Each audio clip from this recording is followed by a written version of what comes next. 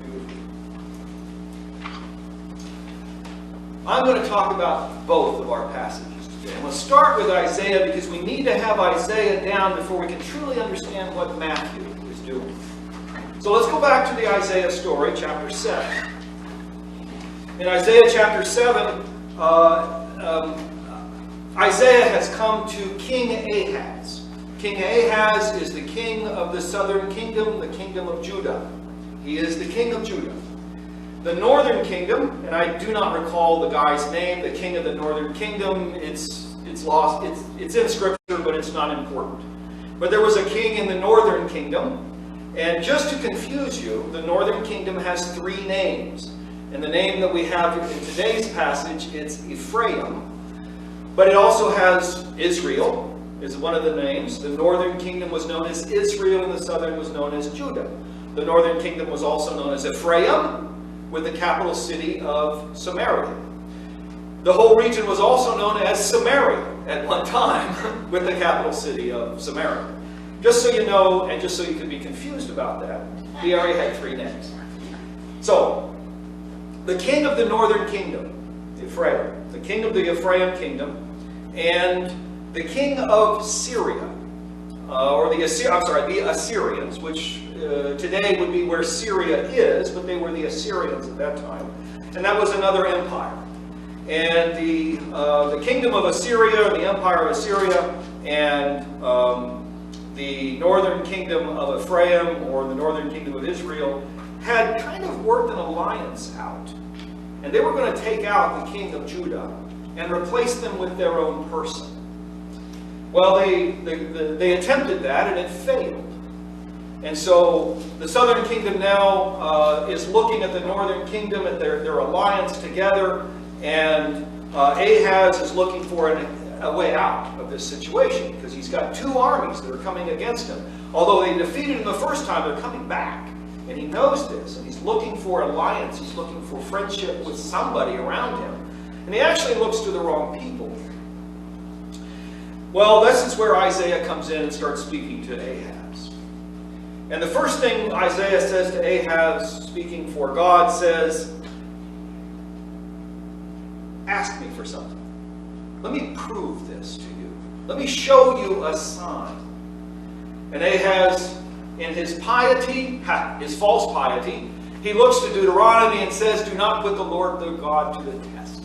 And so he refuses to ask for a sign. You might think, well, that's proper, because you don't put your Lord your God to the test. But I want to remind you that God asked him for a sign. God asked Ahaz, tell me what sign you want. Anything from all the way up into heaven, all the way down to Sheol, in that whole distance, just ask me for a sign and I will give it to you. And Ahaz refused to give him a sign.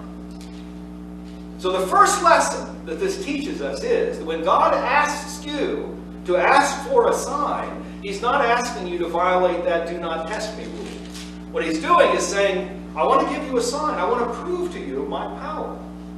And so when God asks you, can I give you a sign? The first lesson in this is, say yes, and God will give you a sign. And that will put you on the right side of God. Ahaz refused. And so God has said to him, well, I'm going to give you something anyway, and here's what the sign is going to be. Now, there is about 7 or 8 different theological views of what this sign means, or even how it's interpreted. And I'm going to choose the one that sounds most right to me.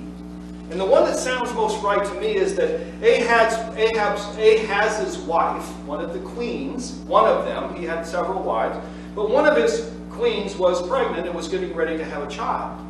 And so Isaiah is telling King Ahaz, when this child is born, before this child reaches the age where they can determine what is right and what is wrong in the world, or what is good for food and what is not good for food, if you want to go back to the literal translation, before the child gets to that age, which is around the age of 12, that's the age of reason. This is where the child then can determine for themselves what is right and what is wrong. So what Ahaz is being told is that sometime within the next 12 years, this is going to come to pass. And this kingdom is going to be in trouble. They're going to come here. Well, I want you to know that 67 years later, it actually happens. But until that time, they were waiting for this. Well, what Isaiah tells Ahaz is that when this child is born, you're going to call him Emmanuel. Emmanuel means God is with us. So what God is telling Ahaz is that you disobeyed me. You're not actually doing the right thing. I'm going to bring trial and tribulation on you. Bad things are going to happen. But before this child reaches the age of 12, all of this is going to have occurred, and you're going to be moving beyond it and start reforming from that point forward. And so, that's what Isaiah is telling Ahaz. That God is going to be with them, even though these trials are coming. Even though God is actually sending these difficulties with them, with the Assyrians and with the Ephraimites as they come down, God is with you during all of this time. That's kind of a wonderful thing all by itself, that God is with us in our trials, in our troubles. Even when we are disobedient, even when we are failing to do what we're supposed to do, or we look to the wrong place for the answer, God is still with us, even in our trials. Even when they're self-inflicted wounds, God is still with us. That brings me to Matthew. In the story of Matthew, now, this is kind of interesting, is we have two different versions of the story. We have the Luke version, and then we have the Matthew version. Now, in Luke, the angels speak to Mary and Elizabeth. Okay? The two women in the story, Mary and Elizabeth. Elizabeth, which is Mary's cousin, the mother of John the Baptist. So, the angel in Luke speaks to, and the angel's named in Luke as being Gabriel. Gabriel comes to Mary and informs her she's going to have a child. Now, in Matthew, the angels never speak to Mary or Elizabeth. They speak to Joseph, and the angel speaks to the three wise men in Matthew. And you won't find the three wise men in Luke. But if we put these kind of in a chronological order, we have the angel appearing to Mary and informing her she's going to be with child, and this child is coming from God. 3 months later, it's discovered by the village people that where Mary lives, that Mary is pregnant. All of a sudden, maybe she started showing, right? She's about 3 months along now, and a little time has passed, and so maybe she's showing. And all of a sudden, the villagers, those that are around her, know that she's pregnant, and word is getting out. And it finally gets to Joseph, and Joseph realizes that his betrothed, who he is going to marry, who is actually, technically, he's married to her. They haven't consummated the marriage yet, just so we know. The engagement happens, then there's a period of time, and then the husband comes to the bride and takes her to his home and takes her inside, and then the marriage is consummated, and that's when the actual marriage takes place, is when he takes her home. But until then, they are betrothed, and she is supposed to be faithful to that. They're not supposed to have any kind of connection, but they are supposed to be faithful to each other. And so Joseph, 3 months later, he discovers that Mary, who he's betrothed to, and he hasn't taken her home yet. She should still be a virgin. She should still be a maiden in this way. Joseph looks at this and he goes, oh no. And he has two choices that he can do. Joseph is left with two choices here about Mary. He can do a public divorce. A public divorce is you take the wife or take the woman to the synagogue or to the place of meeting or to the gates of the city, depending on where their area of judgment is. And Joseph can take Mary to that spot, get a few witnesses that are there in front of the magistrate, declare her unfit to be wife because she has been unfaithful to him, and they're divorced. And then she is dragged out into the street and possibly stoned or burned to death because she was unfaithful to this marriage. She was infidelity.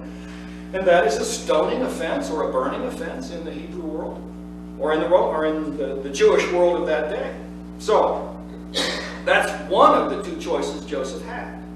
The other choice he had is that he could take her very privately to his house or to a place, a neutral place that was very quiet, have two witnesses, and very quietly say, I divorce her. I divorce her. I divorce her. And then everybody walks away. No one is shamed.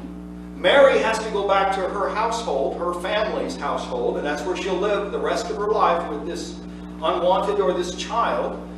She would be ostracized, but she would be ostracized from the community, but she'd be part of her household. She would be back with her mother and her father. Joseph decides that is the best course. That is the best course. Because Joseph, it says, is righteous. Now that doesn't mean that he's holy.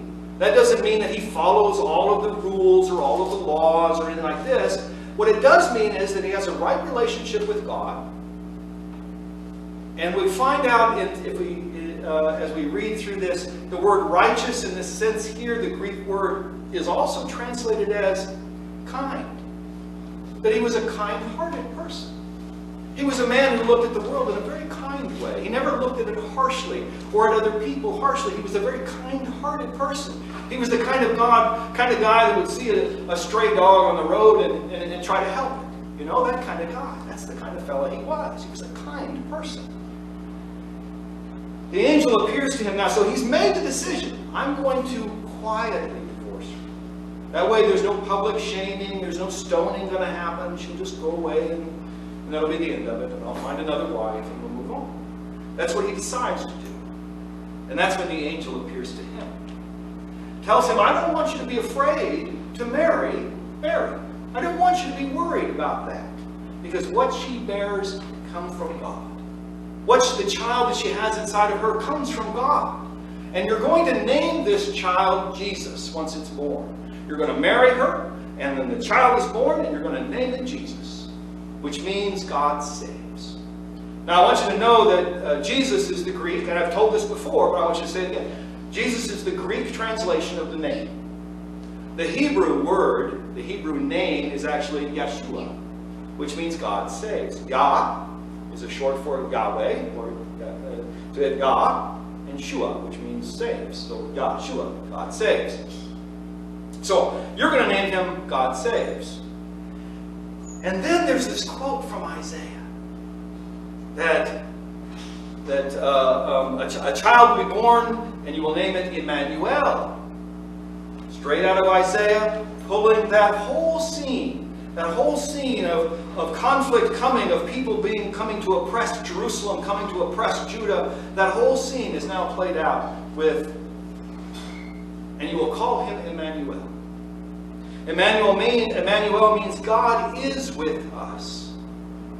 God is with us. And so, the angel is telling Joseph the trouble is coming.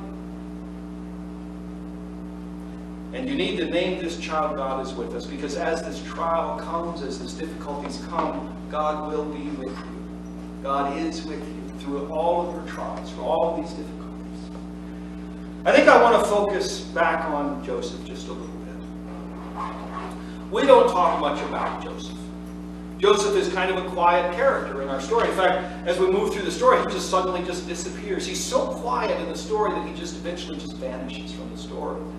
But the next stages as we move through, we find out that the angel comes to Joseph again and warns him about impending trouble. And he flees to Egypt, fulfilling the Joshua name. It also points to the idea that there's this idea of going to Egypt and then returning from Egypt, which harkens back to the Old Testament of them going into the land of Goshen in Egypt and living prosperously for a while and then returning back to the land of Israel and establishing the new way, or establishing the promised land. And so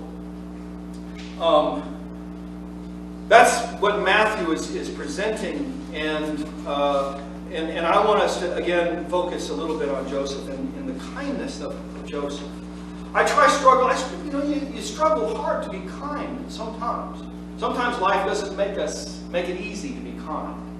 And I know I struggle with being kind often, where instead of being kind, sometimes harshness comes out of my mouth, or the first thoughts are harsh or mean or angry or upset.